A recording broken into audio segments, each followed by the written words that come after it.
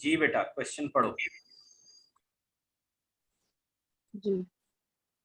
During the last year, Al Ghazal Industries sold 30,000 units of its product at a price of rupees 750 per unit and earned a gross profit of 33% बस रुक जाओ of sales. बस रुक जाओ बेटे, आपने मुझे ये कहा है कि गफूर इंडस्ट्री ने 30,000 यूनिट्स बेचे हैं और एक यूनिट जो है वो कितने का है? 750 का। ये देखो, आपके कहने पे ये मैंने लिख दिया 30,000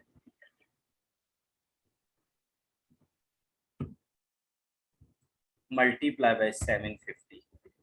लो बच्चे,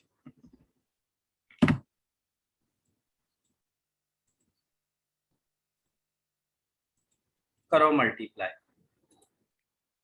सर इसको इससे मल्टीप्लाई किया, ये आंसर आ गया।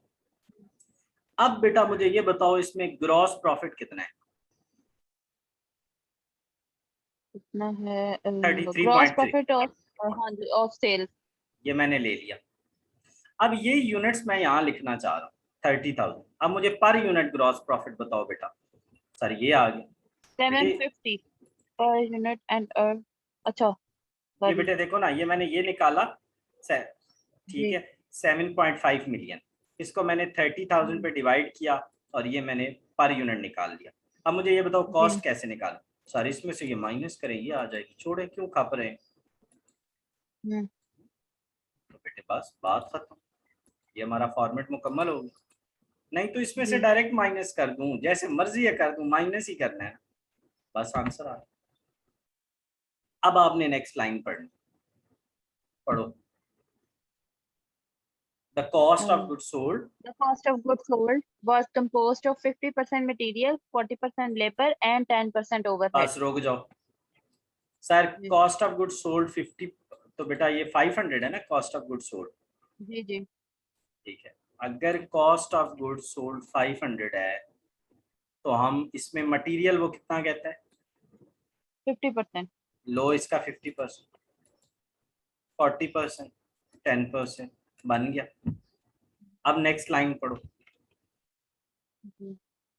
For the coming year, it is expected that materials, labor, and overhead costs will increase by 20%, 15, and 10% per बस unit रुक जाओ respectively. बेटा, ये देखो, आपने कहा कि ये इंक्रीज होगी। कितना Increase इंक्रीज? होगी। पहले बेटा हमने ओल्ड लिखी, अब न्यू हम लिखेंगे। इंक्रीज जी। कितना आया? 20%। 20%, 15% for labor और overhead 10% तो बेटा per unit. ये आ गया 250 का 20%, 15%, 10% ऐड करके न्यू कॉस्ट। अब 500 से कितने पे चली गई है? 585 585। बढ़ गई। जी। कंपनी क्या चाह रही है? कंपनी चाह रही है जो रिक्वायर्ड में लिखा हुआ है। बेटा पढ़ो जरा। Estimate sales volume in terms of number of units that must be also achieved to earn the same gross ना profit बस बस बस, as the सेम सेम पे रुक जाओ। सेम का क्या जी। मतलब है? सर सेम का मतलब है ये, यहाँ पे ये लिखो 7.5 मिलियन। 7.5 मिलियन, हाँ 7.5 मिलियन है, 75 लाख। वो कह रहा है कि अगर हमने 75 लाख अर्न करना हो ना, इस सेम की जगह आपने 75 लाख लिख लें।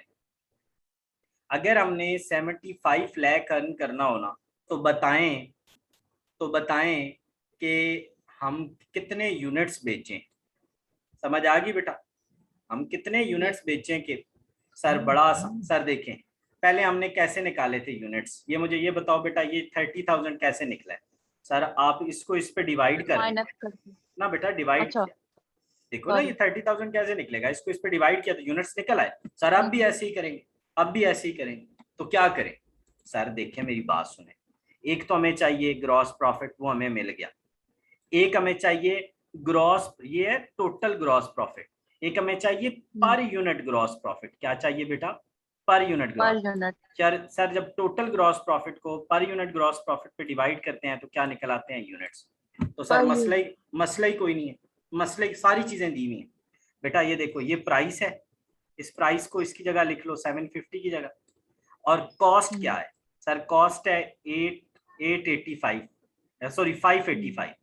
सर ये देखिए ना सर, इसकी जगह 850 की जगह 750 की जगह 850 लिख लिया।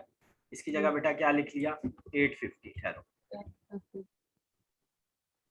बेटा, इसकी जगह क्या लिखना है? कॉस्ट की जगह 585 माइनस करो तो आपका क्या निकल आएगी? Gross profit per unit. Sir जब वो निकल आया तो इस पे डिवाइड करके नंबर ऑफ यूनिट्स निकाल, बस क्वेश्चन हो गया। ये देखो बेटा, ये प्रॉफिट है, ये मैंने सेल में से कॉस्ट को क्या किया माइनस, ये पर यूनिट ग्रॉस प्रॉफिट आ गया, इसको आपस में डिवाइड किया नंबर ऑफ यूनिट्स। अब वो कहते हैं प्राइस चेंज करें, 875 कर दें बेटा, इसको 585 में से माइनस, आपस में डिवाइड करें, नंबर ऑफ यूनिट्स निकल।